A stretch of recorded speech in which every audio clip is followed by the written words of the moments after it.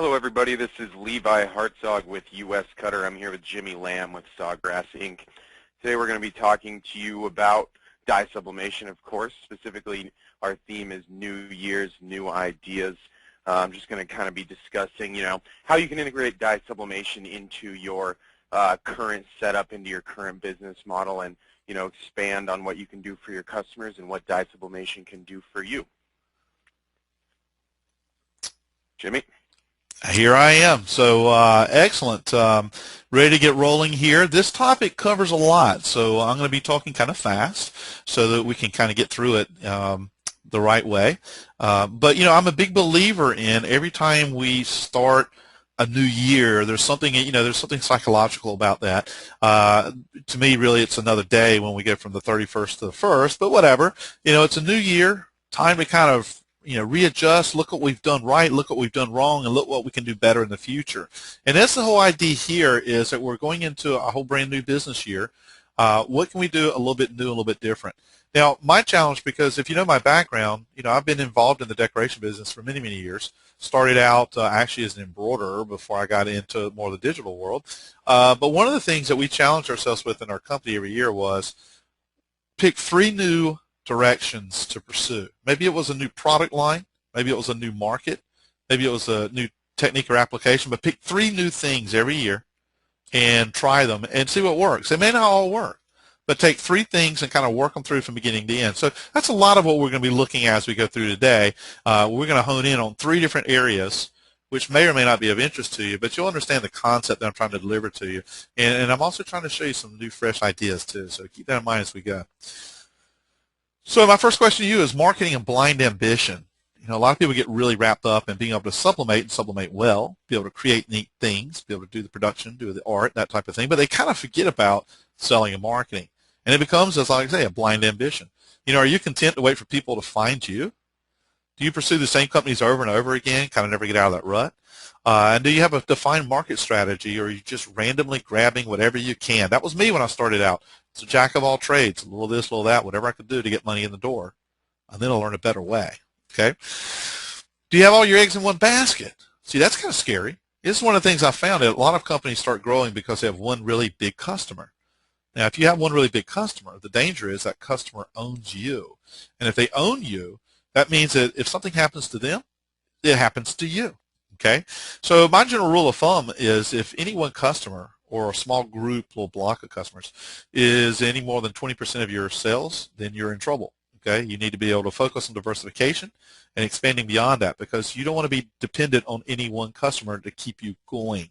And I can tell you a lot of stories of friends who got really big riding on the backs of one big giant customer who then closed their doors or switched suppliers, and then those people went bankrupt, or close to it. So you want to keep that in mind. Don't have all your eggs in one basket. That's another reason that we want to look for new ideas and new directions every single year. So as I was saying, we're starting a new year here. It's time to just kind of sit back. And a lot of times it's a little slower this time of the year, okay? January and February traditionally been my weakest months. And so if it's a little bit slower, it means you can clear your head a little bit and start thinking through to be able to reach out and test some new markets and new ideas. So we're going to talk about 3 concepts here that you should consider for 2013. They may appeal to you, they may not. Give it a few minutes and let me take you through, because, at first you might be thinking, weddings, what's that got to do with me? Okay, well, you know what? There's a whole lot of aspects in the world of weddings, something I've done a lot of research on in the past year, just to see how big that marketplace is. Fundraisers, great way to bring in revenue from schools, special groups, clubs, organizations, and memorial products, one of the biggest untapped markets out there. So we're going to take just a brief look at each one of these and work through them and talk a little bit about the products, the opportunities, and how to market to them as we go. So let's talk about weddings first. You may not get thrilled with weddings. I mean, and I don't mean anything against the wedding ceremony, but I'm talking about in general, when you first look at these, you say, really, where does this fit in with sublimation? Well, first of all, let's just talk about the marketplace, because there's a lot of profit potential here. And this is important. When you look at a new market, try to get a little bit of data, okay, to kind of tell you what's going on.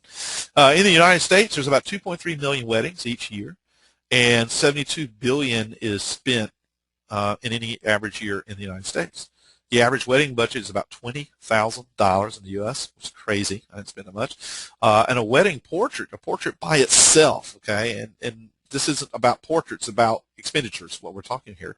A wedding portrait costs anywhere from $2,000 to $10,000 total, and then $40 to $50 per reprint, okay, of just the print, not the frame, obviously. Okay, so the point being is there's a lot of people spending a lot of money here. That's what we're trying to say with these data here. Now, for a sublimator or a digital decorator, how can you get into the wedding marketplace? I mean, really what jumps out at you? The wedding portrait? Well, reality is a lot of wedding portraits are done with sublimation now because of the fact that it can really capture all the details and reproduce them just at top-notch level. Okay, but there's a lot more to it than wedding portraits. Okay, as you can see here, we got 4 different categories we're going to touch on here: engagement and event planning, parties and gifts, wedding decor, honeymoon, and post-wedding memories. Okay, so keep this in mind as we go through here. Think about creativity. Think about all the aspects that blend into the wedding process, and think about off-the-shelf sublimatable blanks. I mean, really, at the end of the day, it's us just taking different blanks that we can get from companies like USCutter and then applying images, logos, messages onto those blanks that match into the marketplace, and then see what kind of really neat things we can come up with.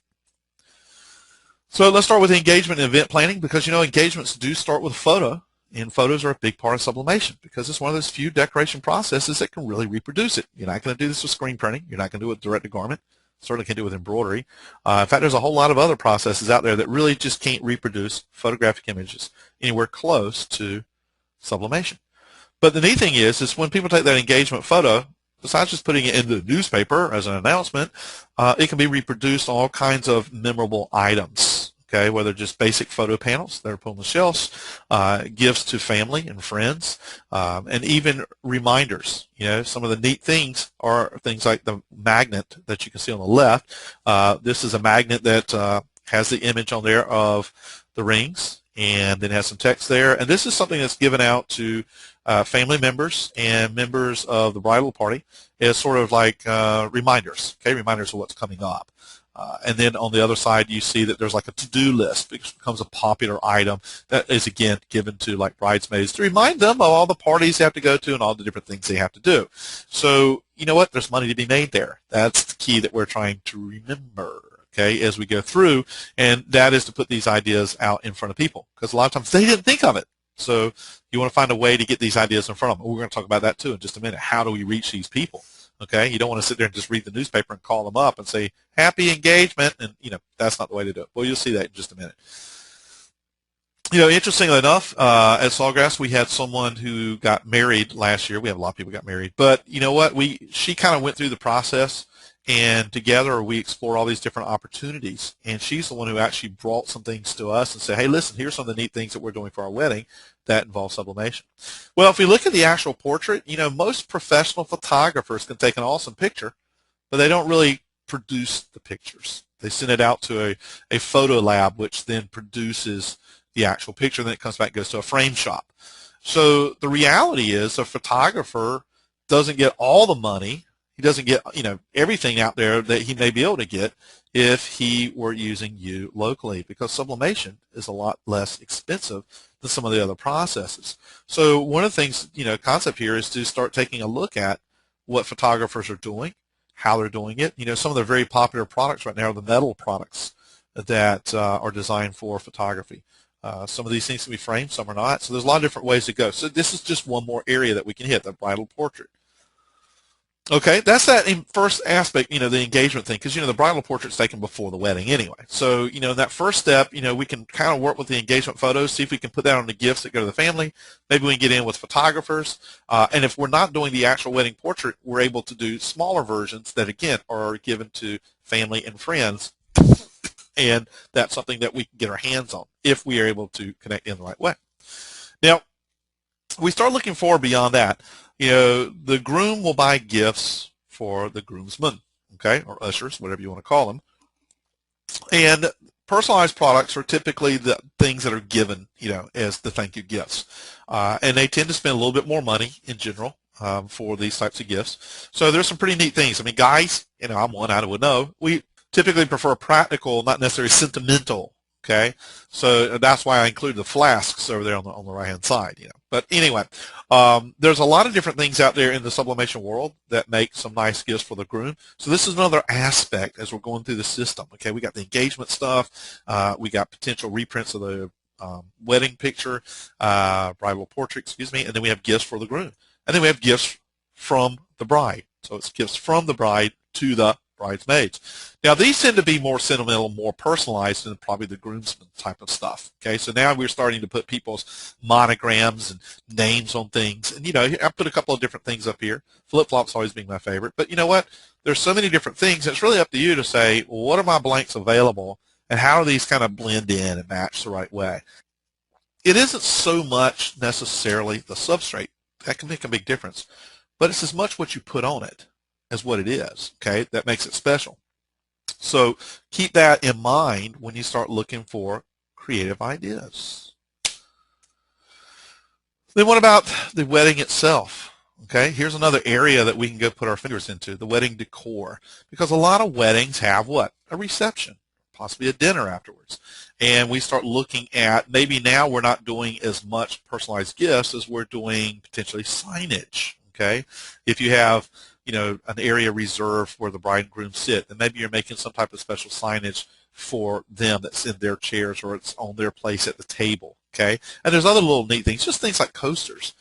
Taking the coasters and personalizing the coasters with pictures of the bride and groom, and then there's like a souvenir that everybody takes home. So everybody has a coaster at their place at the table, and then that's decorated out and goes home. So lots of neat things there. I mean, if you get really creative, you can start looking at things like runners and napkins, as long as they're polyester based, so that we can actually sublimate them, as well as napkin holders.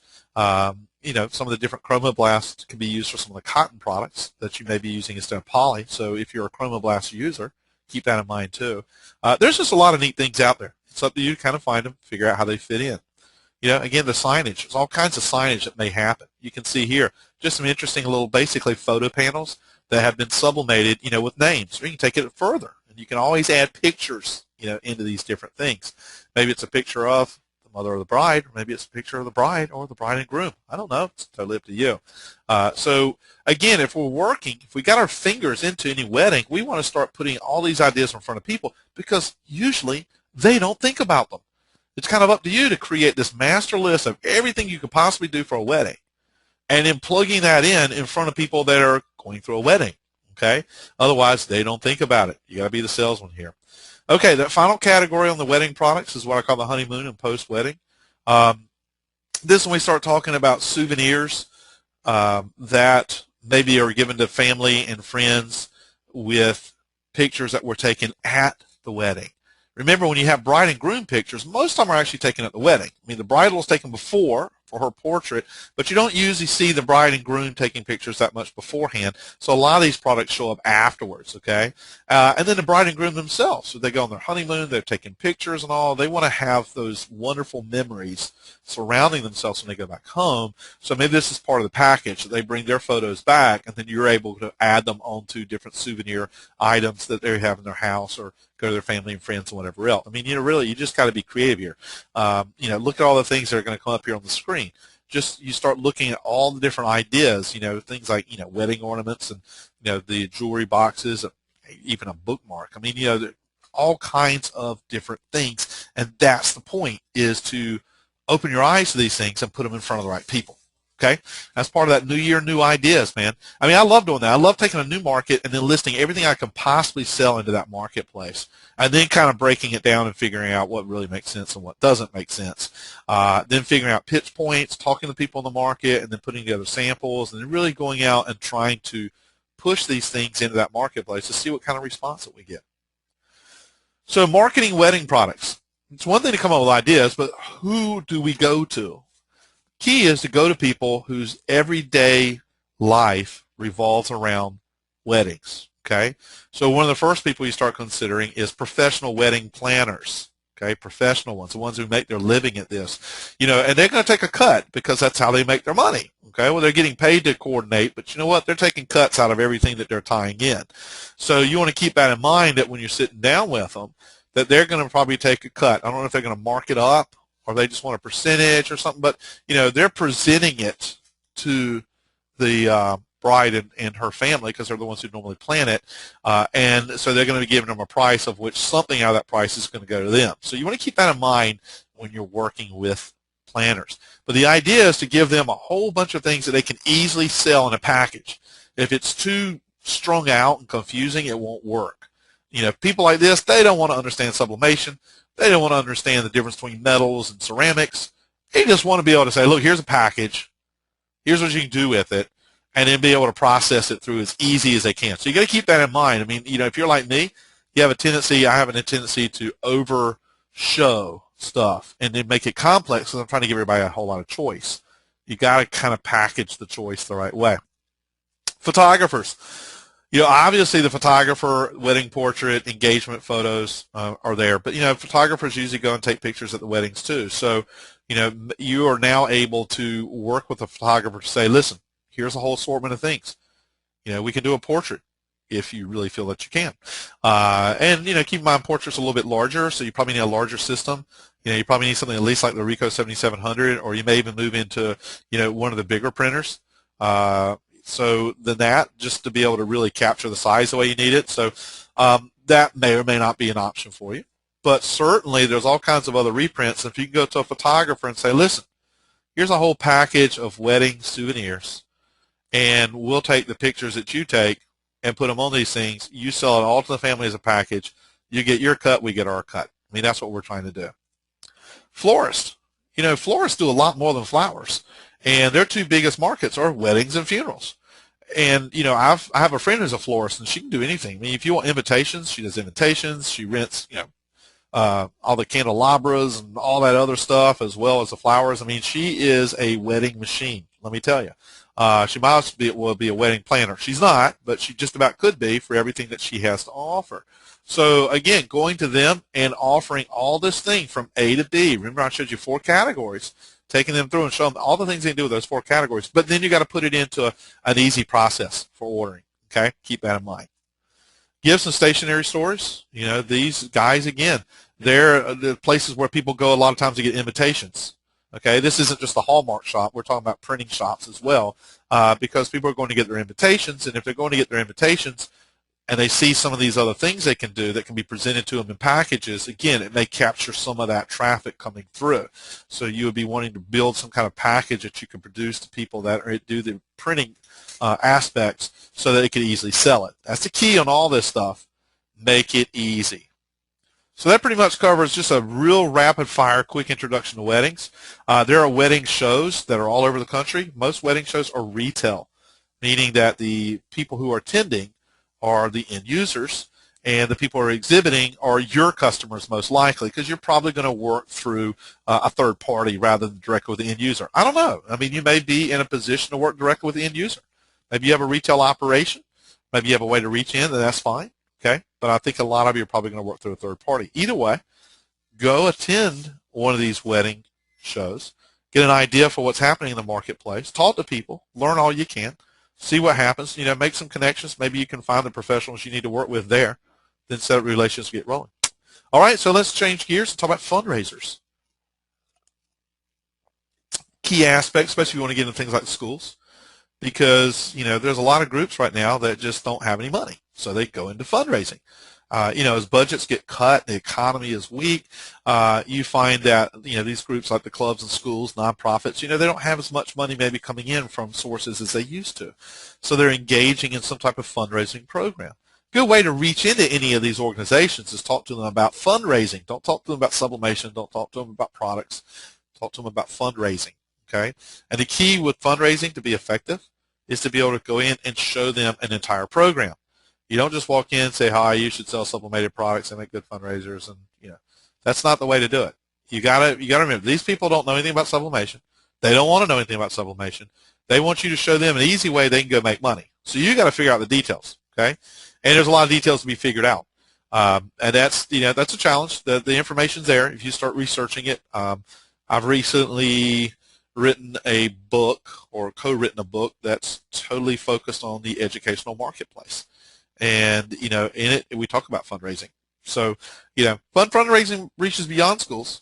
but that's just one of the areas that you're going to see a lot of it going on. So stay focused on this and be prepared to build a program, okay? If you look at existing fundraising programs, because this is who you're up against, okay? I spent a lot of time, 3 years, as a booster president at my kids' high school. And therefore, I was engaged in fundraising constantly. And so I know both sides of the fundraising picture because I've also put together fundraising programs for other organizations to use, as well as implementing ones that someone sold to our organization.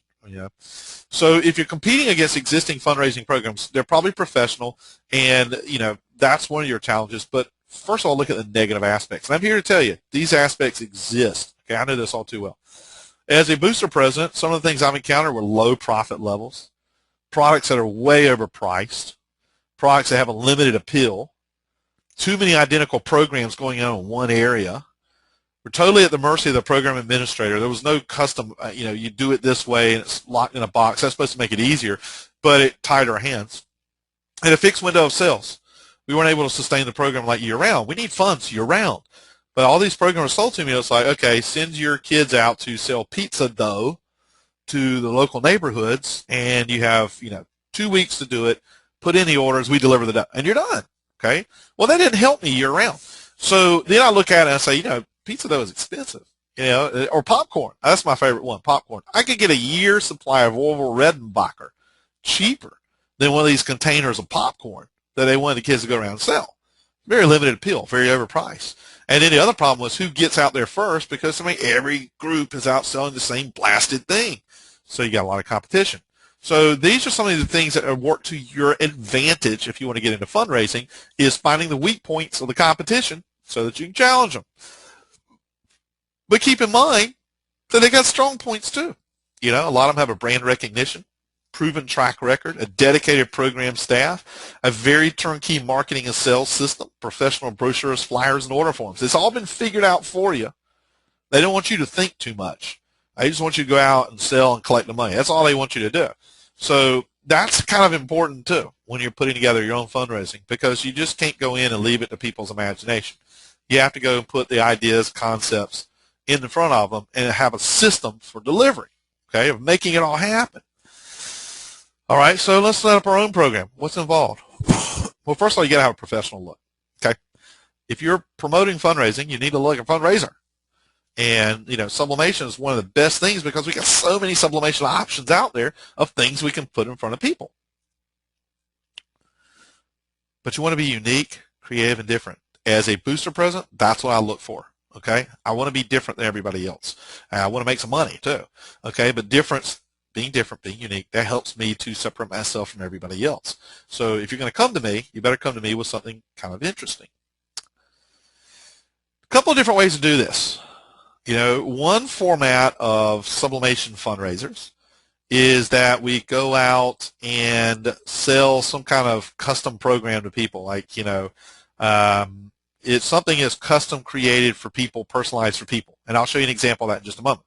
Okay, and that means that we got to track the details and make sure we get the right images. There's a lot to manage.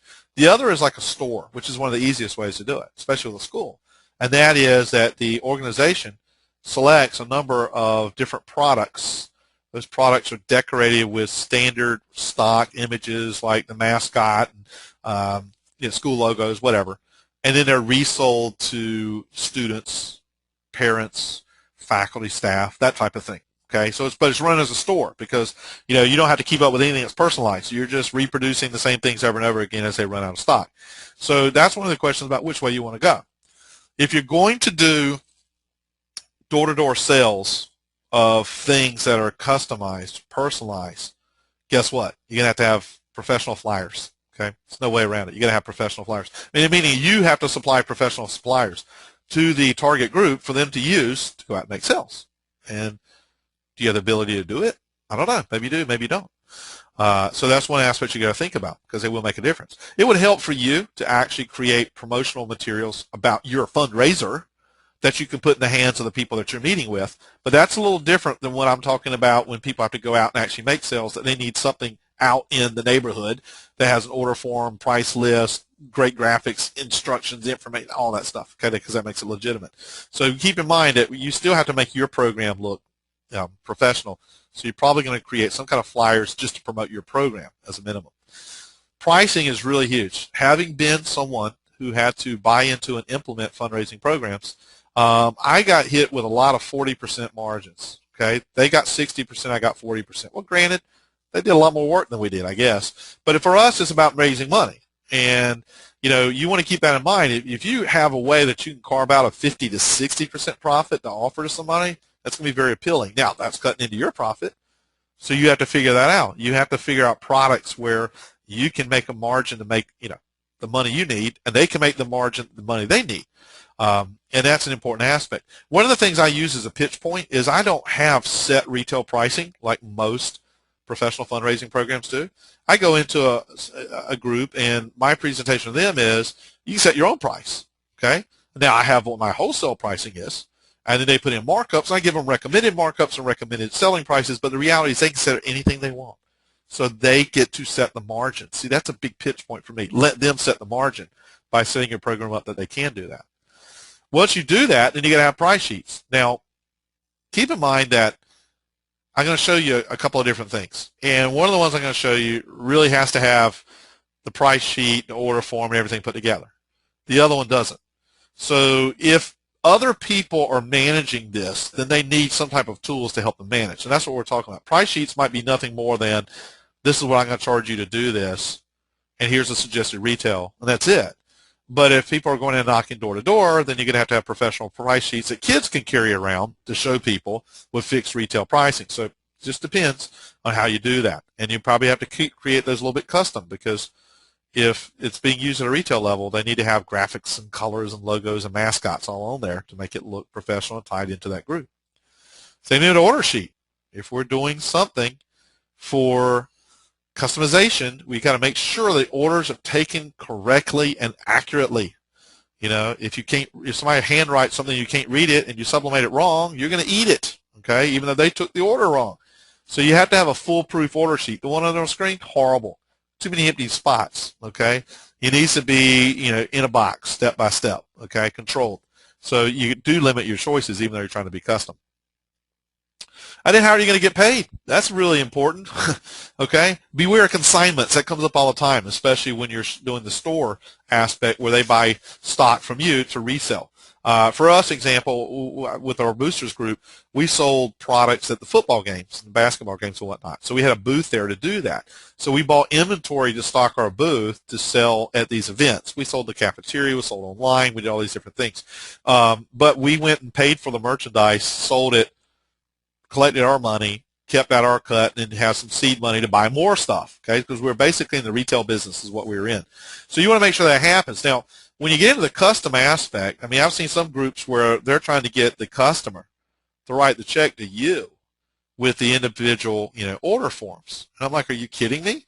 I don't want 100 order forms coming in with 100 different checks from 100 different people. But some of that bounces, and I got to go after it. That's not what I want to do. It doesn't even make sense. The reality is if the PTA is doing it, they need to write the checks to the PTA because, first of all, they know who the PTA is.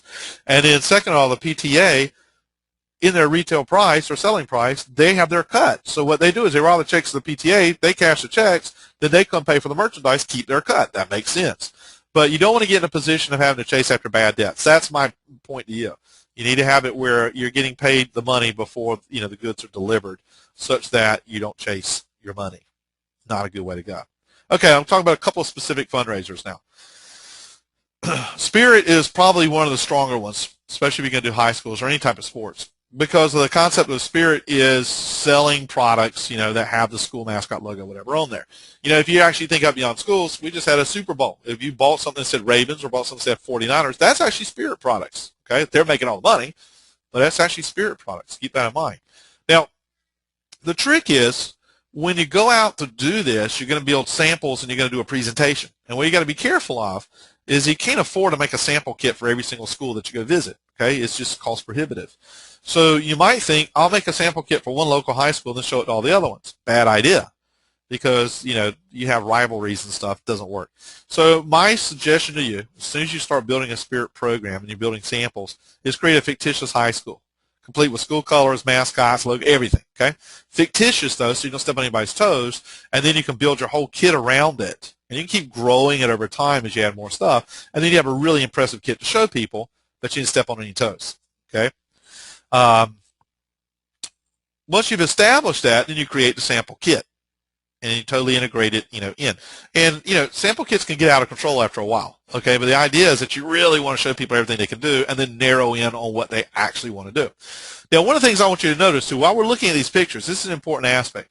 I mean, if you're not into sublimation yet, and you're thinking about sublimation, because a lot of times people are thinking, hey, don't want to do sublimation, don't want to do embroidery, don't want to screen print, DTG. I mean, there's a lot of options out there.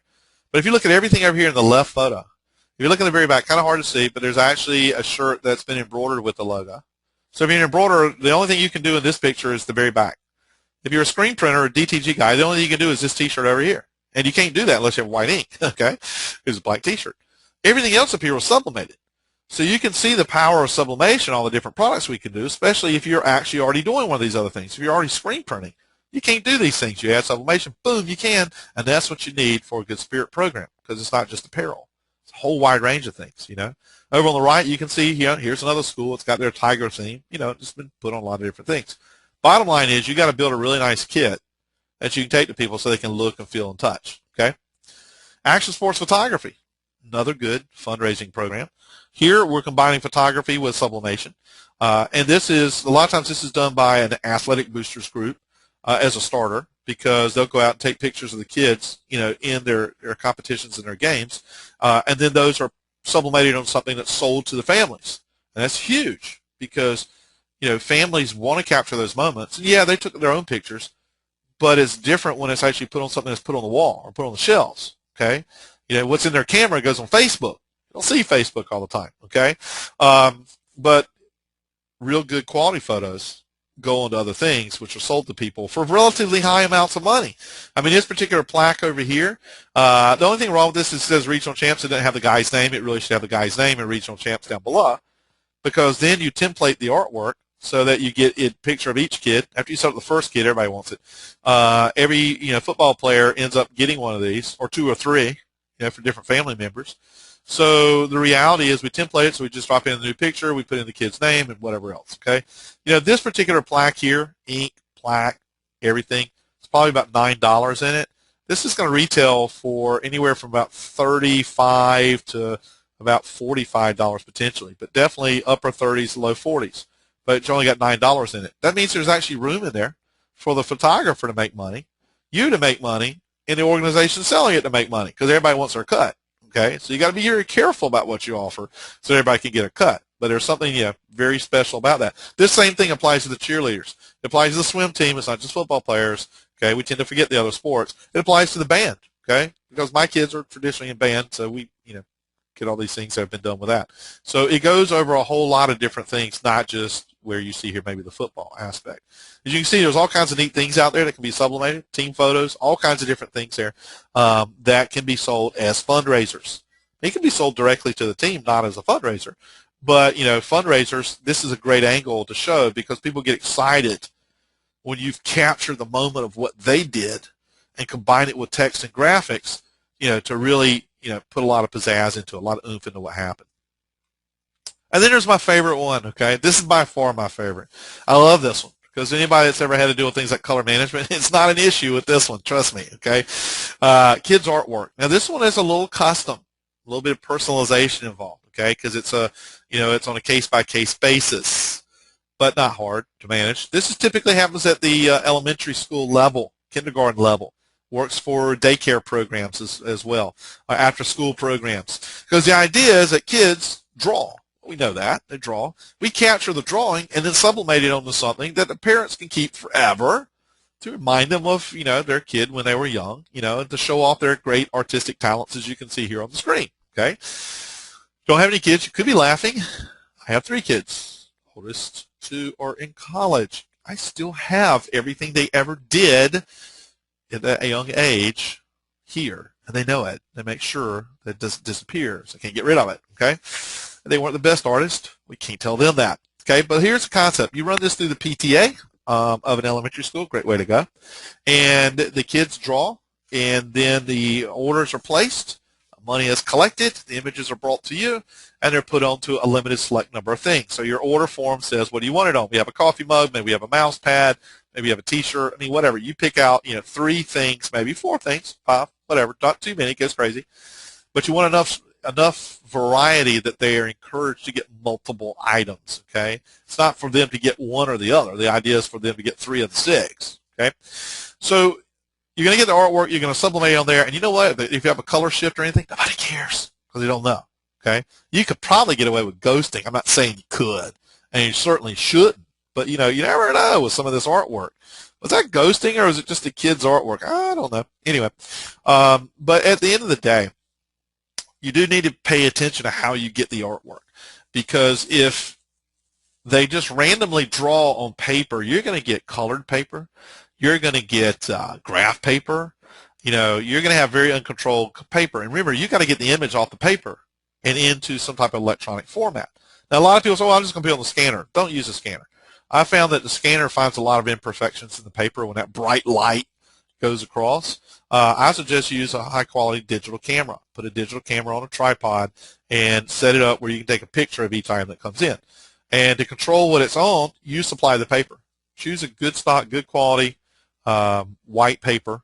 Deliver that. They have to draw on that paper so that every paper comes back with the same color background. Because once you take the picture, get it into your system, you got to get rid of that background because you don't want it print on that coffee mug and have a square or anything like that, because that was the edges of the paper, which were a different color white than the mug. So you're going to have a little bit of work, okay? If you use Corel Draw, then you know about Corel Paint, and you can go into your paint program and and get out backgrounds. And the same thing with Photoshop if you're using that. But you definitely got a little bit of work to do that. So you want to control that. Control the paper, scan them, okay, and get them in, and then go and put them on the stuff. This is a great program. I mean, once you get it put together, I mean, let me tell you, parents will pay the money to get this stuff because it's important to them, and the kids will make sure that they get it. Okay, it's a great fundraiser. One of my favorite fundraisers. I think it's one of the easiest ones to implement, to be honest. Okay, fundraising keys to success.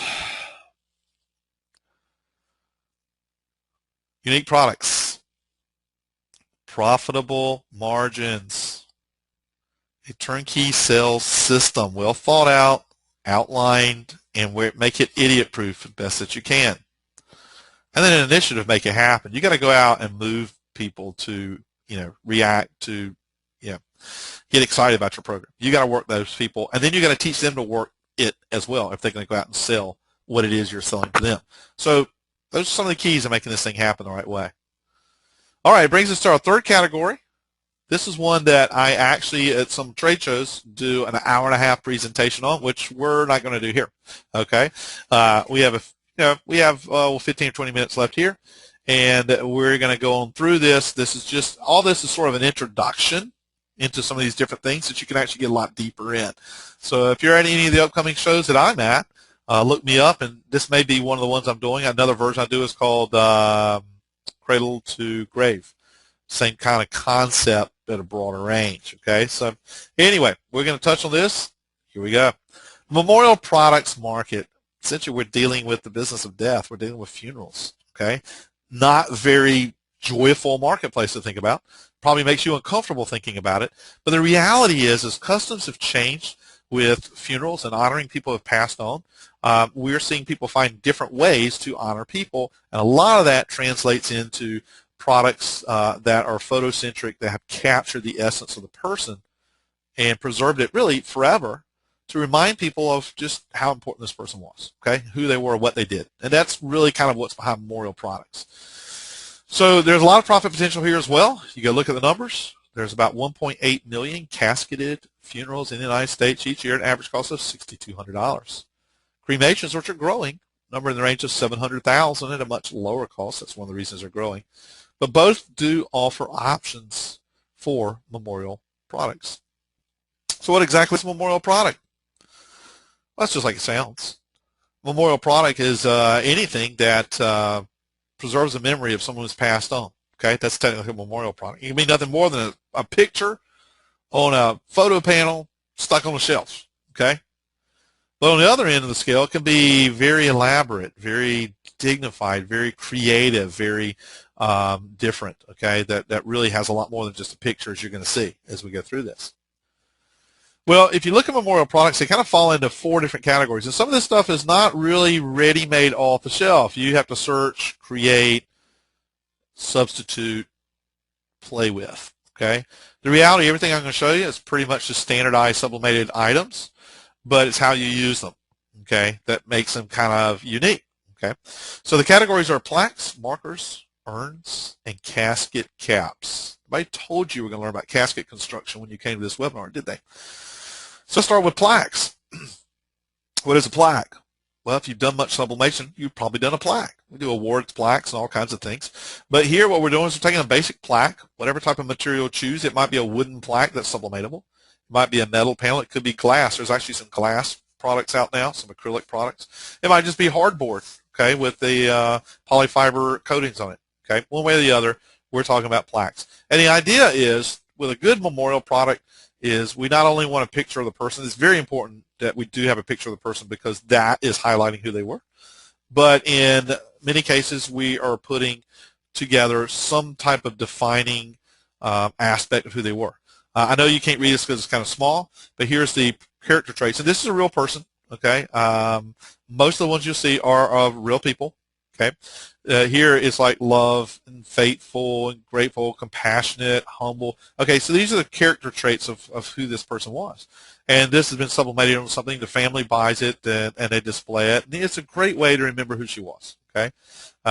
You know, same thing here. Something a little different happened here. Maybe this is a poem about something about, you know, that it was true to her. Here we have a pet product. Don't forget about pet markets. I mean, we can talk a long time about the pet marketplace, but here we've captured, you know, the pet, Cassidy, you know, in here along with the owner's picture. So, you know, that's your basic plaques.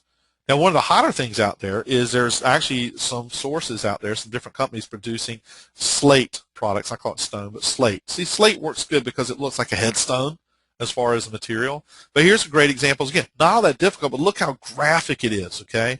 Father, son, husband, hero. You got the picture of him when he was obviously younger, unless he was killed in war, okay? His name, you know, the dates of his life, and you got the patriotic in the background. You know, here's another military one. These are very popular military. Again, you see the patriotic in the background. You know, you can see how that's done up there. These are very, very appealing. These are designed to go on, you know, a little easel or whatnot and be displayed around the house. So awesome sublimation product there. There's actually some specialty plaques out there, the crosses and whatnot. You know, I don't really like them because when I look at a memorial product, I want to remember the person in as happy of a version as I can. And when I see the crosses here, they don't bring feelings of joy necessarily in the context of someone who's passed away. Now, I'm not trying to get into religious aspects here. I'm just saying in general because one of the things here in North Carolina where people have wrecks and get killed, their families go and put crosses on the side of the road. And it's a reminder somebody got killed here. And that's kind of what I think now because I'm conditioned to think that when I see some of these products. But they're there, okay, if that is what's going to work for you. You know, taking a little bit closer up look, you know, here's what I just showed you. I want to go a little closer. I mean, what are the components? I mean, because you got to build a program. If you're going to do these, you don't say, what do you want to put on there? Okay, this is a fill-in-the-blank kind of thing, and you got to provide the blanks with the suggestions. And the more templates that you have already kind of pre-put together, the better, because you know a grieving family doesn't really want to sit down and think about all the text. I mean, I don't know about you. I've had to write an obituary before, and again, you're kind of thinking, like, I don't know what I want to put in there, and you're having somebody hopefully help you through that. Okay, it's sort of a templated form. But you know, in its basic elements. We have the name of the individual, obviously. And that's a big question. I mean, do you want the official name or do you want the name they were known by? I mean, my legal name is James with a very long middle name, but I prefer Jimmy, you know. That's important to me. You say James, people don't know who I am, you know. Picture of the person or life moment. I'll show you an example of that in just a moment. A theme maybe that depicts their life. Here they're trying to point out that this person had, you know, really strong character traits, and that's what defined her, and that's what they're doing here. That's their theme. You know, different messages that are going in here, and you may or may not. There's a lot of text. This is actually bigger than it looks, okay? And then normally people put the dates of birth and death, but that's not even required. I mean, it's a memorial product. We understand that they passed on. But, you know, that's sort of a tradition, so there it is. Okay, memorial products that are markers. What the heck are markers? Well, there's a trend of putting photo images on the headstones. And this started in other countries where they use Polaroids, which don't work that well. They don't withstand the weather that well. And that's one of our challenges with sublimation. Sublimation is not UV resistant, so it's going to fade over time. Question is always, how fast does it fade? Well, we don't have an answer for that. It depends on how intense the sunlight is for how many hours per day, and there is no magical answer. Feedback that I get from people who are doing a lot of outdoor things like this is around 2 years, but you can't guarantee that. That's just the feedback I've gotten from people in the field. But as there is a trend now to put color images of people onto the headstones, sublimation's kind of entered the picture there. What kind of products can be sublimated that can withstand the weather for some period of time and still display that particular image? So, of course, we have the question of fading. And you may be saying, immediately, this is not going to work, it's going to fade. I'm a kind of guy that I like to take a weakness and turn it into a strong point. And the reality, if something's going to fade, I think of it as recurring income. If the customer knows it's going to fade and they expect it to fade and they've been coached on it's going to fade, then they don't get upset when it fades because they've been told it's going to happen. Because really, what doesn't fade in sunlight when it comes to full color imaging? What doesn't fade in sunlight? Not a whole lot. Even things that are so-called UV resistant, they fade in sunlight over time. It just happens. Maybe it takes a longer time. So one of the neat things that some sublimators are doing is they're packaging things that go outdoors in groups of 3. And they're telling the family, hey, you're probably going to get about 2 years out of this. We'll go ahead and do 3 of them for you. You change it out whenever you feel the need to change it out. Well, we told them it's going to fade. They expect it's going to fade. They're looking to it fade, and they're going to change it when it fades out. When they ran out of 3, they're going to get 3 more because they knew they were going to fade. Okay, you were honest. Other people put together a program where they, send out a reminder. They tell people it's going to last about 2 years. We're going to send you a reminder because it's our perpetual memorial photo plaque program, whatever you want to call it. Okay. Either way you do it, it's a weak point, so you need to bring it up immediately so that people aren't surprised when it happens and they don't hold it against you. How do we put it on there? Well, I'm not an expert in attaching to granite and marble or whatever's being used for headstones, but you know what? There are glues out there. 3M makes a glue that will attach, like, for example, this slate item. You can actually attach that, to a headstone. You have to pry it off when you go to change it out, so you definitely want to replace it because it may leave behind residue. Here's the thing, though. We're talking about possibilities. If I was going to really pursue headstone markers, I'm going down to the local source of headstones. And I'm going to pitch them on the idea. I'm not going to pitch the family. I'm going to pitch the headstone manufacturer, say, here's another element that we can put in. Well, how can we work together to choose the right items and then affix them the right way? Let them tell you how to do it, okay? Let them offer it as part of their package, and they're working through funeral homes most likely. Sometimes they work directly with the client, and then it's something else that they can pitch, that they can make more money on, okay? And they can pitch it for any amount of money that they want because people, this is an emotional thing. So if they pitch it for $100, they're probably going to get $100, okay? I mean, that's just the reality of this. So keep that in mind that these are great ideas, but you got to figure out the right way to execute them. It's all about ideas. And then we have memorial products category of urns, and now we're talking about cremations. Now, I get asked all the time, where do you get sublimatable urns? Well, if you're thinking or talking about these ugly things, I hate these things. I mean, they're eerie to me. Hey, there's Uncle Joe's ashes. It's like, ugh, I mean, that doesn't work for me. I can't tell you where you can go find something like that particular urn that's sublimatable because I don't know, a point. But anything that holds the ashes is an urn. Okay, and they got all kinds of neat little boxes that you can sublimate a panel that goes on there. And yeah, you can capture who these people were or the pet and whatever. And, and then the ashes in there. I mean, let's face it, if you go to a crematorium or funeral home, when they give you the ashes, they're in a cardboard box. Okay, they're going to try and sell you an expensive urn. The reality, they're going to give it to you in a cardboard box. Okay, and you can do whatever you want with it. So, if you want to pour that into a Ziploc bag and then put it inside, whatever. Okay, and I'm not trying to be kind of morbid or icky here. I'm just telling you these kind of things can be used. Now, if you're worried about ashes being spilled, you can certainly glue the thing shut. I mean, it is hinged, or you can put a screw through it, just a nice screw to hold everything shut. But the point is isn't this a lot more interesting to me up on the shelf? Because people don't even have to know there's somebody's ashes in there. They know with that. They don't have to know with this. You take a picture of Uncle Harry. You know, maybe Uncle Harry's a golfer. Take a picture of him on a golf course and put it on there and stick it up there on the shelf if you want to keep his ashes there on the shelf. Well, the point being is it's a great way to memorialize that person. And when you got 700,000 cremations taking place in the U.S. each year, that's a whole lot of boxes. You know what I'm saying? Finally, we go to the memorial product of the casket. People don't even realize the aspect here. Boy, I can talk a long time on this one, but I'm not, okay, because we're almost at the top of the hour. Let's just say I've been firsthand into facilities that do nothing really but casket cap panels. You know, I've been in facilities that are doing this 2 shifts a day, okay, busy. This particular facility I'm referencing services 100 different casket manufacturers. Basically what they're doing, long and short of it, is they're creating a panel that goes into the casket cap. That's what this lid, door, whatever you want to call it, they actually call it a cap. That's the official term. They all have a recessed rectangular area. You probably never noticed that, but if you actually look at one, you'll see that that's done. Originally this was done with embroidery. It's very expensive. They sold for about $800 a piece. With embroidery, they have to embroider something on the fabric. The fabric has to match the lining of the casket. The fabric is wrapped around a cardboard cutout that is the same dimensions as this recessed area. It's taped on the back using like shipping tape. Double-sided tape's added, and it's sent to a funeral home, and the funeral director kind of plugs it in. And it force fits in because it's been cut to fit, and it has a double-sided tape on the back to help hold it in place. And one of the reasons you want to force fit it, because when you wrap fabric around anything, whether it's a cardboard or a hard plastic panel, the edges tend to not be really pretty as it wraps around. So by force fitting it into this area, which is fabric, which is a little bit soft, okay, anyway, it force fits in and it buries the imperfections into the fabric of the casket, and it looks like it was made to be there. Now, the particular group I was working with, they service 100 different casket companies. They had material to match every single casket model and interior that all of their manufacturers had to offer.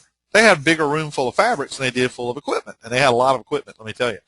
Okay, so, but all they did was embroidery, and you're talking about, they were putting like the Marine Corps emblem on these very popular Marine or military insignias. And, you know, it could take hours to sew because it was so big, and it only took up a part of that fabric. That's why the fabric had to match. And then, but, you know, the retail on these things is $800, man. Okay, they didn't have $800 worth in there. Well, now the digital people figured this out. Because with digital, you can do so much more. Because all you need is one type of fabric, okay? You get sublimate, you just need what? Polyester fabric. White. That's it. White polyester fabric. Got one giant roll. You don't have to have, you know, 300 different bolts of fabric. Got one giant roll. And so what we do now is we do a full bleed image where we have a background that represents their life. We plug in their picture, and then we plug in some text. You don't have to get too crazy, okay? This kind of says it all. You know, here's his name. Here's George. He loved to play golf. There's his name. What else do you need to say? You know, 4 big letters. I don't know. Maybe you add that in. But you don't have to do a whole lot. That's the whole point, okay? You sublimate this fabric the same way you sublimate a shirt or anything else. I mean, you know, boom, you print it, press it, okay? It doesn't take very long. It's pretty easy. And then you wrap it around a cardboard cutout and you stick it in there. So how much money you got caught, you know, in this? Well, first of all, I'm going to tell you that if you can do panels like this, fabric panels, you're probably going to need a bigger heat press and a bigger printer, because these are typically about 24 inches, about 30 inches, roughly, depends on the casket, okay? So you're probably not going to do that with your Rico 3110. That's okay. Everything else I showed you could do it with that, but not this. This is something that's specialized, but I'm going to show you an alternative too, okay? So anyway, point being is if you're really going to do the fabric ones, they got to be pretty big because that's the only way they're going to fit in there. And you got to keep that in mind. But you can still knock it out quick. You know, your cost of materials, fabric, ink, you know, you got $3 or $4 in there. Well, let's say $5. Well, it could be 10. I don't care, because you're going to turn around and sell it to the funeral home for probably 100, and then they're going to turn around and sell it not for 850 because it's come down since there's a lot of digital people doing it. But I still see retail prices of 350 to about 550. Okay, for this thing to go in there, and you know that's pretty cool. Now, you know the same thing here on the construction. You're going to take and build a template. Template may starts with the art in the background. You get these things at iStockphoto.com. You know, typically you're going to have the person's name, you got a person's picture, and you have something in there about him. Okay, simple as that. His nature is nature's loving proxy. He liked the outdoors, obviously. Okay, so that works good. So put it all together. Doesn't take all that long. We template. See, template's important because who's ever choosing this doesn't need to get it too bogged down in the details. They have a lot of other details. But here's a new option. Okay, this is important. Fabric ones, you got to force fit them in there. Okay, metal panels, aluminum panels, photo panels. Excuse me, come in a lot of different sizes. And if you have, say, a Ricoh 7700, you shouldn't have any problem printing up, a decent size aluminum panel. That's not the size of the opening. It's actually smaller, and that's fine because if it's an aluminum panel, it has finished edges. And I like the aluminum because it's actually pretty lightweight. You want something lightweight because you're sticking in there with double-sided tape. You don't need it falling out, in the ceremony. So this is an alternative that you can do with pretty much every standard setup of heat press and printer, but ideally a little bit larger. I mean, ideally something like the Ricoh 7700 would be good here. Okay, but here's the same thing. You can see we got the background image, we got the person, all that stuff there. That's a real panel, by the way.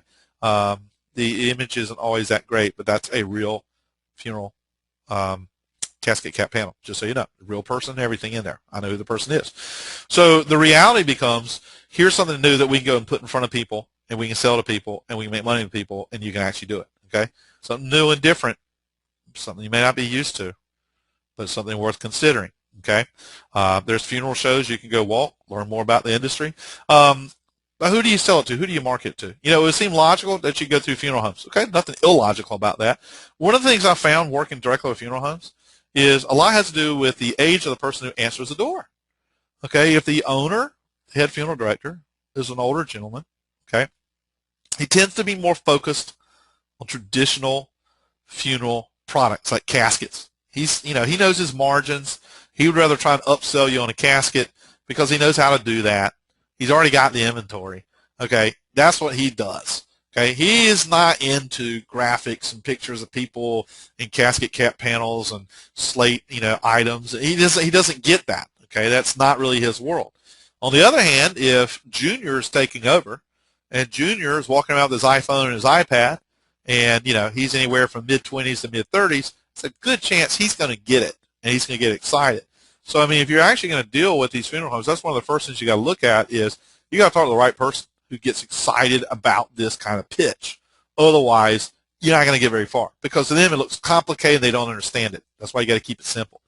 Industry manufacturers, a lot of casket manufacturers offer these kinds of customization services to the funeral home. And in fact, some of them actually have stock stuff made that they store on the shelves when you're talking about not personalized to the person, but we're talking about the military insignias and whatnot. They can pre-order them, have them stocked, and they can send them overnight. Okay. They can also, if you can do it overnight, they can take the order from the funeral home, then they send it directly to you, you do it, and you ship it overnight. Okay. I mean, it's a system. So you can certainly get manufacturers. Here's something else that's happening. We're starting to see casket retailers. Did you know that? Costco, you can buy a casket through Costco, but I'm not talking about them. I mean, we have a company here in Wilmington, North Carolina, Wilmington Funeral and Urn, or Casket and Urn, I think it is, Wilmington Casket and Urn. They sell caskets and urns retail. This is great, okay, because by legally you can buy your casket anywhere you want, have it delivered to the funeral home, okay, and they can't turn it down, they can't charge you more, okay, there's a law. They can't give you a surcharge because you bought it outside the funeral home. A lot of people don't realize that. So the reality becomes these guys are, they're selling things cheaper. They have a smaller margin, so they're looking for other things to upsell, and make a package. Keep that in mind. Florists, talked about them with weddings. Same with their funerals, because funerals are a big marketplace. It's a great item to, not necessarily the casket cap panels, but all the other stuff. Work through the florist. The gifts and stationery stores, again, people buy condolence cards, things like that. So, what better place to kind of put the idea in front of memorial products, with the exception of a casket cap panel, but into a place like that. And finally, pet stores and veterinarians. Remember, if you're going to do pet products, and that's a huge marketplace. People spend a godly amount of money on their pets. What was this statistic I saw the other day? There was like $370 million spent in 2012 on costumes at Halloween for pets. It's a lot of money, okay? So you know what? Vets have jumped on this as new profit centers, memorial products, and so have some of the pet stores. Something to keep in mind. We're seeing more and more pet cemeteries out there. There's pet funerals, there's pet caskets. I mean, there's all this stuff. So, here's another place to offer these services. Okay, that brings us to the top of the hour. I told you it was kind of long. But let's wrap things up here, and then we'll take any questions that you have. You know, the money's there if you look hard enough. That's what I've learned. If you're willing to look hard enough, money is out there. You just got to go look for it. It just doesn't fall in your lap very easily. Okay, take 3 new markets to go after during 2013. Whether you're interested in those 3, and I was trying to give you some really unique perspectives or not. Pick 3 new markets and go and totally vet them out. Pursue them and see what you can do there. And try to look for something unique and different. Try to find something a little out of your comfort zone, because that'll challenge you more to find what you can do there and to learn more about that marketplace. The more you know about that market, the better off you are. You got to understand how people think. Okay, that's important. Okay, I know that USCutter has some special offers just for you for attending. Levi, you there? Yeah, I am, and I believe we actually have thrown up a few other items. You have more transfer paper and some other heat presses as well. So right now, currently, we have probably about 15 or 16 die sub related items on sale. Yeah, I took a screenshot of your page a little bit earlier in the day, so I may not have everything that you put on there, but I believe your page is uscutter.com/sale-items. Yeah, that's exactly right. And this year, I think it's a caching issue, but in a few hours, it should update with those other items. Also, these sales are going to be running through the end of Wednesday and give people a little bit of time to mull it over. You know, if you have any questions, give us a call. We have phone numbers, email addresses, and chats on uscutter.com, so it should be pretty easy to give us a call with any questions you have about any of our sale items or any of the products in general. Contact us with any questions you might have about today's presentation or some of the different products that are out there, some of the different ways to sublimate things, some of the different systems. You know, any types of questions that you have, you know, we're here to answer those questions for you, and that's why I'm giving you some contact information here so you know who to actually contact. Because as always, we appreciate you coming out, and you know, we work hard to help you guys be a little bit more successful. I mean, that's the whole purpose of USCutter, putting together some of these educational programs for you so that you can get a little bit more knowledge to help grow your business.